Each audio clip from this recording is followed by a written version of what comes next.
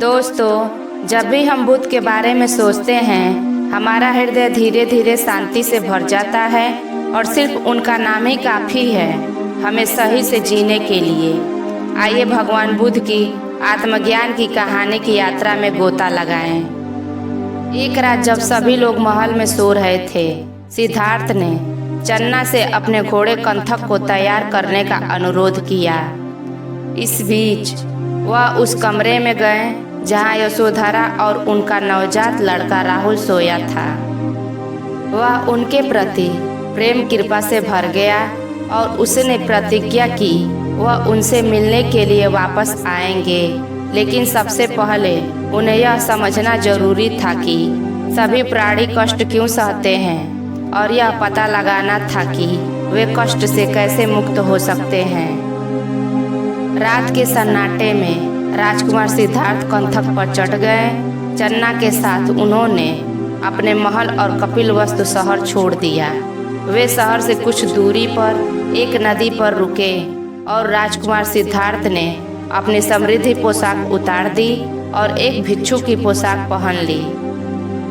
फिर उसने चन्ना से घोड़े को महल में ले जाने को कहा। पहले तो चन्ना और कंथका दोनों ने वापस जाने से इनकार कर दिया, लेकिन सिद्धार्थ ने आदेश दिया कि उन्हें अकेले ही आगे बढ़ना होगा। अपने आंखों से आंसू बहाते हुए कंथक ने राजकुमार को ओझल होते देखते हुए वापस महल चला गया। फिर शुरू होती है सिद्धार्थ से बुद्ध बनने की कहानी। सिद्धार्थ उस समय के हर मशहूर गुरु के पास गए। उनकी बौद्धिक क्षमता और ज्ञान पाने की लालसा इतनी तीव्र थी, जो चीज़ समझने में बाकी लोगों को सालों लग जाते थे, वह कुछ हफ्तों में ही सीख लेते थे। समाधि की 8 अवस्थाएं होती हैं। सिद्धार्थ ने उन सभी अवस्थाओं को प्राप्त कर लिया था, मगर फिर भी वह जानते थे कि यह जीवन की संपूर्णता नहीं है। उनके अंदर अभी ज्ञान पाने की तीव्र इच्छा थी।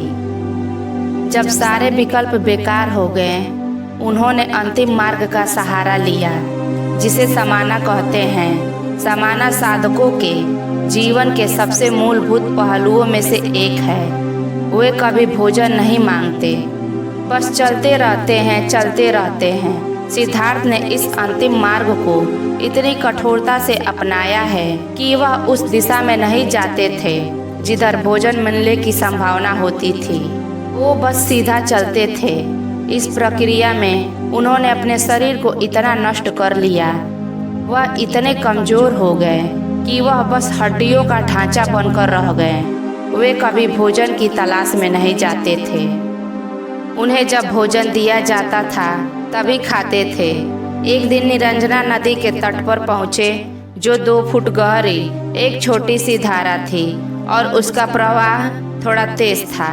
उन्होंने धारा को पार करने की कोशिश की। आधी दूरी पर वो आगे बढ़ने में असमर्थ हो गए। उनके शरीर में और शक्ति नहीं थी। वहाँ एक पेड़ की टूटी हुई टहनी थी, जिसे उन्होंने पकड़ लिया। पता नहीं कितनी देर तक वहाँ खड़े रहे। शारीरिक कमजोरी की वजह से उन्हें वो समय बहुत लंबा लगा होगा। वे कुछ मिनटों का समय भी हो सकता है या कुछ घंटे भी, मगर उनके अनुभव के समय बहुत लंबा था। वे बस वहीं अटके रहे। उनके अंदर अगला कदम उठाने की ताकत नहीं थी, मगर वह हार मानने वालों में से नहीं थे। अचानक उन्हें एहसास हुआ कि उनकी समस्या ये है कि वह आत्मज्ञान को पाने की कोशिश कर रहे हैं। आत्मज्ञान को खुद के साथ घटित होने नहीं दे रहे हैं, वे उसे प्राप्त करने की कोशिश कर रहे हैं। वे एक असीम अनंत आयाम को पाने की कोशिश कर रहे हैं। फिर वो शून्य हो गए। अचानक उनके अंदर नदी पार करने के लिए कुछ कदम आगे बढ़ाने की ताकत आ गई। वो जाकर बोधि वृक्ष के नीचे बैठ गए। वहाँ बैठकर उन्होंने निश्चय किया, मैं यहीं बैठूंगा, या तो मैं आत्मज्ञान प्राप्त कर लूँगा या यहीं प्राण त्याग दूंगा। मैं यहाँ से नहीं उठूंगा। और वो बैठ गए।